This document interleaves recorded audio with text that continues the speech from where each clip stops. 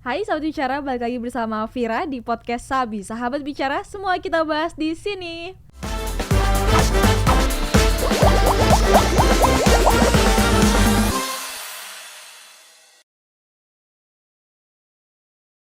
Sahabat Bicara, akhir-akhir ini, bukan akhir-akhir ini aja sih ya, belakangan ini pokoknya semakin kesini semakin modern, apapun pokoknya divideokan. Ada apa, misalkan fenomena di jalanan, jalan raya macet, divideokan. Terus ada fenomena yang lucu, unik, divideokan. Sampai ada makanan juga divideokan dan difotokan gitu. Dan kita akan bahas lebih lanjut tentunya pada episode kali ini bersama food vlogger yang sudah hadir. Selamat datang Kak Ruth. Halo Kak Vira. Ya, terima kasih udah menyempatkan waktunya Kak ngobrol-ngobrol di podcast Sabi kali ini. Aku yang terima kasih udah bisa di sini. Ya, jadi Kak Ruth dengan akun Instagramnya Pink Pasco. Yes, betul. So, jadi Alvira manggilnya nih Kak Ruth atau Pink Pasco? Bebas, dua-duanya boleh. Alvira panggil Ruth ya Kak? Boleh. Kak Ruth, jadi sekarang kesibukannya sebagai food vlogger. Iya, betul. Wow. Dan bisa mendalami dunia kuliner gitu ya Kak. Trigger awalnya tuh gimana Kak? Sebenarnya awalnya tuh nggak ada niatan sama sekali jadi konten kreator, tapi memang dari dulu tuh udah suka makan, udah suka cobain restoran baru nih kalau weekend sama keluarga atau sama teman gitu. Terus kayak ya udah kenapa nggak bikin akun terpisah aja gitu, lebih kepada food diary sih pada saat diary. itu. Iya. Okay. Jadi apa yang aku makan aku post gitu kan. Terus kok lama-lama enjoy gitu. Terus kok tiba-tiba orang pada follow gitu. Terus kok tiba-tiba diundang gitu. Terus akhirnya somehow sekarang jadi konten kreator sih Kak. Jadi start aktifnya tuh sejak? Kalau awal banget bikin akun itu mungkin sekitar tahun 2019-an ya. Wow, sebelum Covid ya Kak? Iya, sebelum Covid. Dan akhirnya pas Covid itu ada perubahannya nggak Kak? Ada sih pasti dari yang awalnya kayak misalnya keliling-keliling buat cobain makanan gitu, jadi di rumah aja kan pesen online gitu. Iya. Betul-betul. Dan namanya pun ini unik ya, Pink Pasco. Iya. Dan hari ini penampilannya juga kalau dilihat ke Instagramnya dicek ya, Sahabat Bicara @pinkpasco. Kira udah stuck ya sedikit-sedikit kayak wow, pink gitu. Memang ada kaitannya suka warna pink kah atau ada makna tersendiri dari @pinkpasco itu Kak? Jadi dari dulu tuh sebenarnya kan bikin akunnya iseng nih. Terus dulu tuh aku sempet jadi pescetarian. Nah, pescetarian? Iya, pescetarian itu kayak vegetarian tapi masih makan seafood. Okay. Nah, slangnya itu bahasa gaulnya tuh pesco dan aku suka warna pink, jadi kayak yaudah digabungin aja pink pesco gitu. Biar ear catching gitu. Iya, biar ear catching. Kayak teman-teman udah pada tahu juga pink pesco ya udah akhirnya berlanjut sampai sekarang gitu sih Kak. Kalau di postingan itu bukan hanya mampir ke daerah Serpong, terakhir tuh Pasar Lama juga. Iya, Pasar Lama lagi banyak banget makanan di situ. Iya, dan aktif juga berarti ke Pink Pasco, Kak Ruth. Kak Ruth ini menyebarkan food vlogger, info-info tentang UMKM juga ya Kak? Betul. Terakhir atau yang Kakak lihat berdasarkan pengalaman Kak Ruth gitu kan, menghampiri kuliner-kuliner UMKM di Indonesia ini saat ini yang berdasarkan mungkin di Jabodetabek kali ya, sejangkauan Kak Ruth, bagaimana Kak situasinya? Menurut aku sih yang namanya kuliner UMKM ini lagi berkembang banget ya sekarang ya Kak ya. Apalagi yang namanya bisnis makanan tuh pasti nggak bakal ada matinya nggak sih? Tiap hari kita butuh makan, butuh minum gitu kan. Kalau kita lihat jalan aja nih kanan kiri pasti makanan kan. Cilok, cimo, iya betul. sebelah cappuccino. Iya, bakso A, bakso B gitu kan. Iya, batagor. Okay. Nah jadi bagus banget sih potensinya.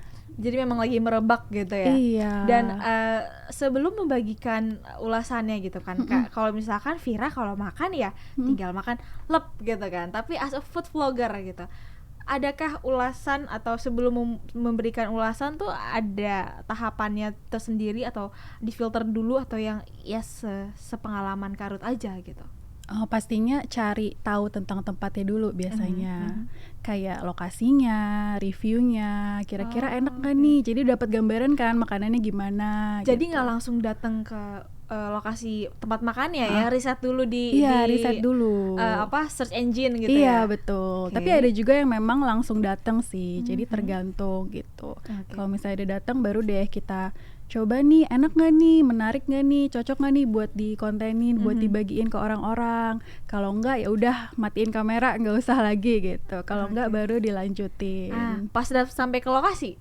Iya, pas udah sampai ke lokasi. Pas sampai ke lokasi berarti di record by phone kah? Iya, atau by kamera? phone. Wow, coba pakai gadget itu iya, Kak. sekarang HP udah canggih. Canggih ya, benar. Udah ngalahin kamera lah Iya. ibaratnya. Dan itu sendirikah atau ada temen juga? Ada teman, ada tim yang dibayar pakai cinta lah ya. Ya cinta pokoknya ya. Jadi kayaknya bukan teman sembarang teman ya. Keluarga gitu. Oke, Kak Ruth, menjadi content creator ini awal-awalnya apakah emang passion juga sih ya Kak? Kayaknya nggak ada kendala ya? Kendala pasti ada lah. Apa tuh Kak? Misalnya tadi datang udah riset nih, terus tempatnya tutup gitu, atau kayak tempatnya rame banget nih, atau kayak tempatnya kurang memadai buat bikin video gitu kan. Terus kayak misalnya malu diliatin orang rame gitu, harus pede kan gitu. Awal-awal ya. Iya, awal-awal udah pro. Viewersnya udah puluhan ribu, sekian ratus ya. Kak Ruth, apakah ada, tadi kita bicara tentang fashion gitu. Ada soft skill bawaan dari apa, kuliah kah atau bangku SMA? Ini memang jurusan Kakak memang sejalan dengan passion ini? Kebetulan dulu aku kuliah jurusan komunikasi sih Kak. Pastinya ada beberapa yang nyerempet lah ya, kayak public speaking, terus jurnalistik juga kan, gimana nulis caption yang bagus, gimana bikin hook buat captionnya gitu. Iya. Hook tuh kayak kalimat awalnya gitu, biar kayak orang tertarik nih, penasaran apa nih gitu, terus mau nonton sampai habis. Itu kan juga butuh skill lah ya ibaratnya. Paling gitu. jauh cobain kulineran ke daerah mana Kak? Paling jauh daerahnya? Paling jauh paling baru ke, kalau di Indonesia baru di Bali doang sih Kak. Ada apa di sana Kak yang paling berkesan? Babi guling sih. Wah, ini viral mungkin agak kurang relate, tapi boleh diceritakan teksturnya Kak, pengalaman dari tempatnya atau pelayanan servingnya yang membuat itu berkesan sama Kak Ruth? Berkesan banget. Begitu datang tempatnya nih kayak rame banget kan, panas banget. Terus kayak yang mereka melayani seadanya gitu kan, karena mereka udah enak, udah rame juga orang pasti datang terus. Ya? Iya, legend. Terus kita nungguin orang makan bener-bener di samping meja itu kayak bisa sejam 2 jam gitu. Iya, padahal jualannya cuma nasi babi guling nasi gitu. Iya. Kayak lauk-lauk lain juga ada gitu Kak? Nasi campur? Dalam satu piring tuh ada berbagai macam kondimen. Misalnya kerupuk babi, kulit babinya, dagingnya gitu. Wah, iya, mantap itu. Iya. Terus minumnya? Coba minumnya teh biasa sih. Dan berarti memang yang paling legend, yang paling otentik dari resto tersebut adalah si menu babi itu ya? Iya, betul. Antriannya panjang kah? Berapa lama sekali? Waktu itu sejam 2 jam. Serius? Iya, benar-benar berdiri. Iya. Itu kayak udah orang mau makan kan karena lapar. Iya. Ngantri 1 jam kayak udah lapar, tapi lapar lagi dong. Betul. Kenapa nggak pilih menu yang lain atau toko yang di sebelahnya gitu? Karena emang yang enak tuh ini nih, yang legend ini nih. Gitu.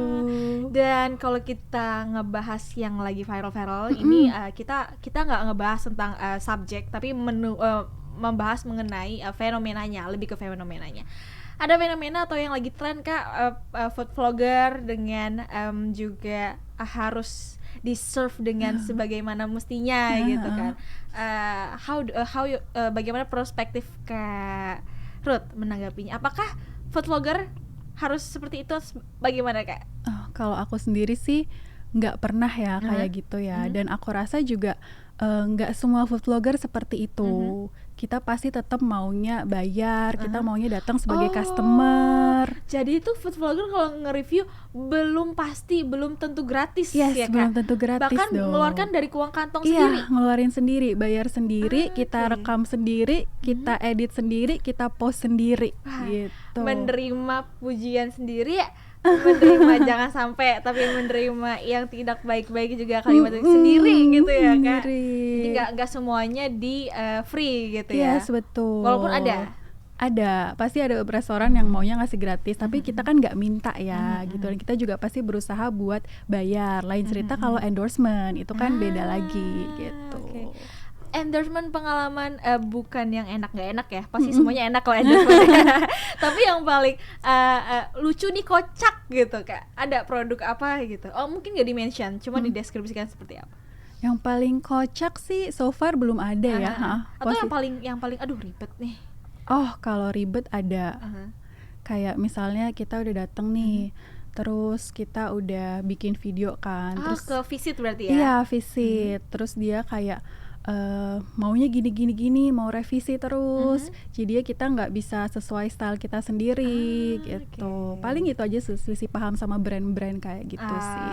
Oke, itu yang apa ya, yang agak-agak tricky. Iya, cuman ya mau gimana ya, harus bisa kerjasama, cari jalan tengahnya gitu. Betul. Kak di sini tapi sebelum ke section itu coba kita balik lagi tadi mengenai Pink Pesco. Mengaturnya sudah dari 2019 sampai sekarang 2023. Yes, betul. Ada goals, pasti selalu ada goals viralnya atau apa ya, ibaratnya itu kayak gongnya. Konten apa Kak di konten Pink Pesco yang akhirnya menggongkan si Pink Pesco ini sampai sekarang gitu Kak? Ada satu konten yang menjadi titik loncatan? Di TikTok sih kalau aku.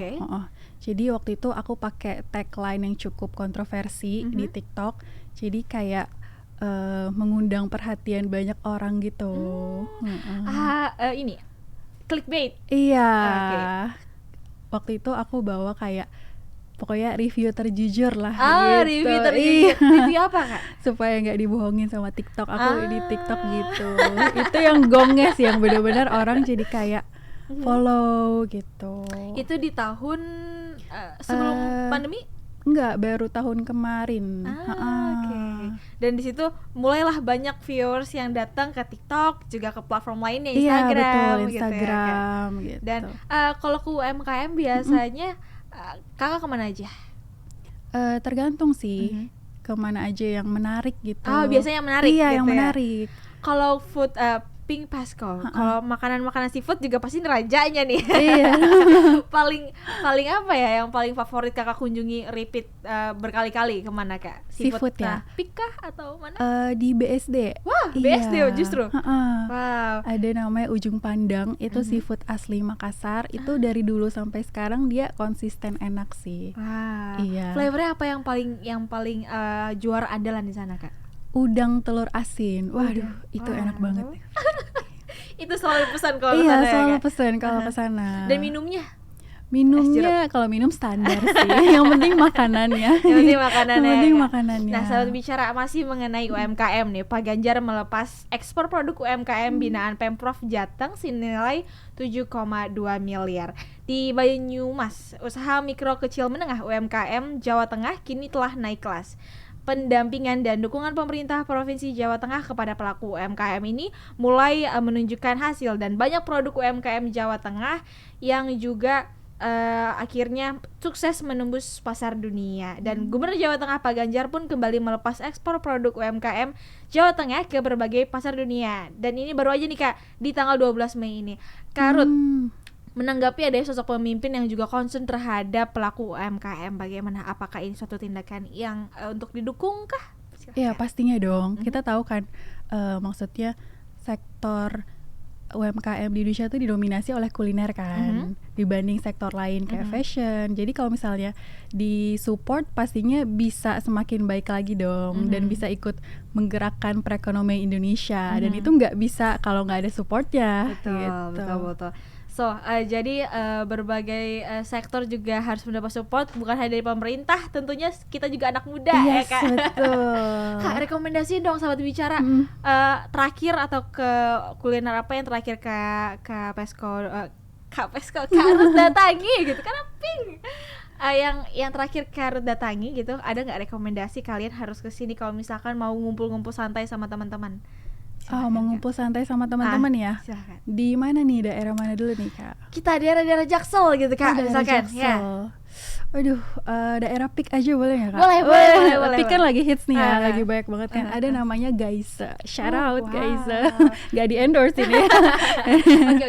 Ini true review gitu ya, Hanes review. Iya, Anes review. Daerah sana itu Kak. Iya. Apa namanya tadi? Gaisa. Gaise. Ha-ha. Harus ke Gaise karena Karena pertama tempatnya bagus, nyaman buat ngumpul-ngumpul entah itu sama keluarga atau sama teman, dan range makanannya juga bervariasi tapi nggak yang dibikin asal-asalan gitu loh, karena ownernya juga punya pengalaman di dunia kuliner gitu, dan dia passionate buat bikin satu cafe yang bisa di-enjoy sama banyak orang nih makanannya dan juga tempatnya. wow, gitu. aku percaya sih kalau misalkan udah ada experience-nya, udah ada apa ya, ilmu khususnya untuk Iya, mengolah betul. makanan atau minuman Iya. tersebut gitu ya. Kak Ruth, Mm. bicara mengenai review makanan, apakah semua hasil review yang ada di search engine yang ada di Google itu kalau misalkan dibilang enak pasti pas datang ke lokasi Kak? Oh, enggak dong. Enggak dong. Karena Pasti ya pertama mungkin karena faktor selera ya. iya. Namanya makanan kan subjektif juga kan. Walaupun kita berusaha objektif nih, pasti tetap adalah bias-bias personalnya gitu kan. Kedua, mungkin kadang hari ini kita datang enak nih, besok orang lain datang tuh kurang, karena kan makanan juga kadang konsistennya kan susah dijaga gitu. Oh, jadi pernah di search engine hasil reviewnya enak, bagus, pas datang ke lokasi, wow. Pernah, heeh. Gitu ya. Cuman ya mau gimana, yang penting udah dicoba gitu kan. Atau kalau masih penasaran besoknya kesana lagi gitu. Karena itu dia tadi mungkin nggak konsisten kan. Oke. Dari wishlist makanan Kak Ruth pasti punya dong wishlist makanan apa aja nih yang kayak mau kesana karena vibes-nya kah atau karena makanan yang lagi diincar. Apa yang sudah pernah ke wishlistnya, pernah ke cek gitu, cobain apa gitu Kak? Yang sudah pernah kecek atau Iya. belum pernah kecek Sekarang nih? kita yang sudah pernah dulu. Oh, yang udah pernah itu waktu ke mana ya kemarin ya itu namanya ya? Ke itu yang di Gading Serpong yang lagi ngehits itu. GS Town Square tahu nggak Kak? Guys, Nah, iya. Di sana yang Kakak incer tuh apa Kak? Jajanan semua sih, pengen Iya, cobain benar semua Berarti sih. kalau itu kan lebih ke ininya ya apa restonya atau wilayah kawasannya Iya, gitu ya. heeh. Kalau yang belum pernah ke checklist, Yang belum pernah ke checklist paling yang di luar kota sih Kak. oke. Heeh, Karena kayak Bali aksesnya. juga tuh banyak kan yang belum dieksplor. Babi apalagi yang mau dicari di Bali Kak? Ya coba babi banyak kan makanan di Iya Bali. betul. Iya. Ya semoga bisa langsung terwujud ke Bali gitu ya Kak, mencobain lagi yang Amin. banyak dan tentunya konten-konten dari Pink Pasco ditunggu sama sahabat Widih. bicara. Kak Ruth, bagiin dong tips buat para sahabat bicara yang baru mau mulai membagi-bagikan konten-kontennya juga tentang makanan gitu kan Kak, biar juga sama-sama mengangkat UMKM di daerah dengan potensi kulinernya. Silakan Kak dibagi tipsnya untuk para sahabat bicara.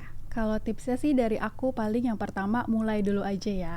Gak usah takut mikirin apa kata orang, gak usah ragu-ragu gitu. Tapi dengan catatan harus punya motivasi yang benar dulu nih. Karena kadang kan kita mau jadi konten kreator, mau jadi food vlogger, kayak orang liatnya enak ya, tinggal makan-makan doang, bisa makan gratis gitu. Kalau dari awal tujuannya udah itu kan udah salah kan, gak akan bisa sustain gitu. Baru setelah mulai ya konsisten aja posting, terus kayak analisis nih apa yang kurang baik atau apa yang baik.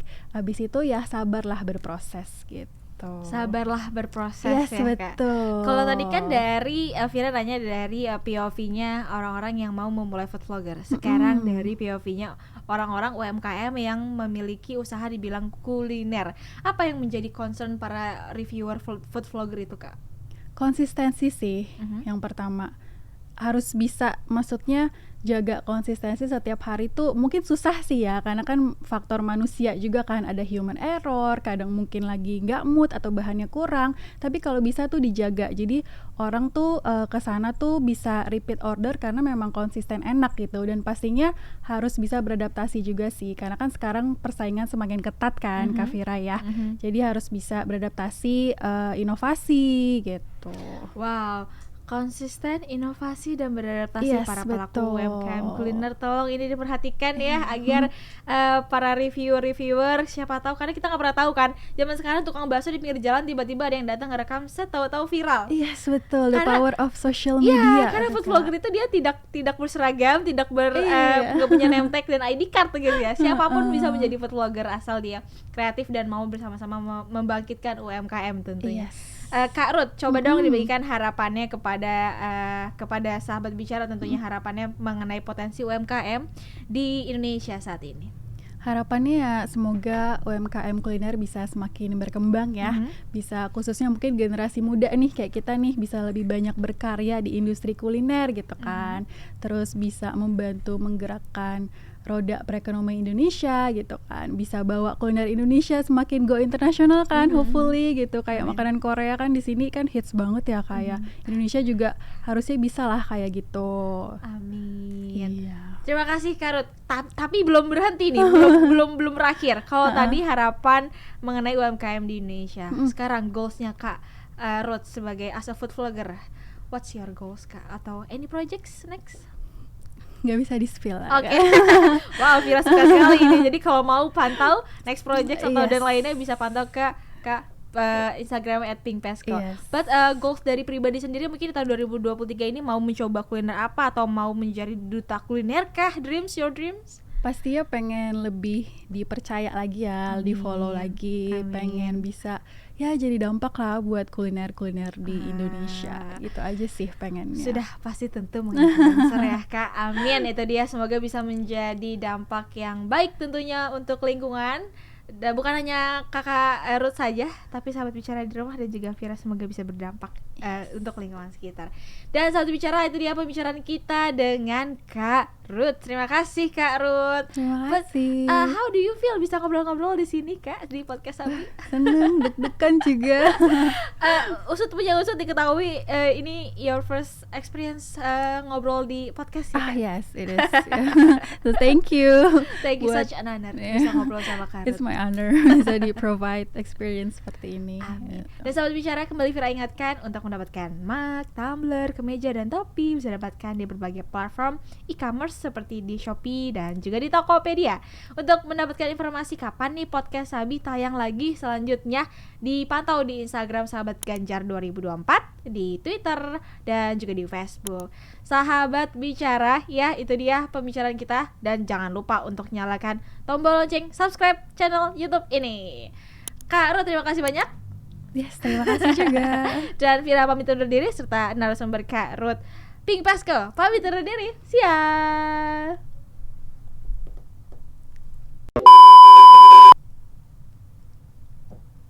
Dah, seperti itu. Oke, kita selesai.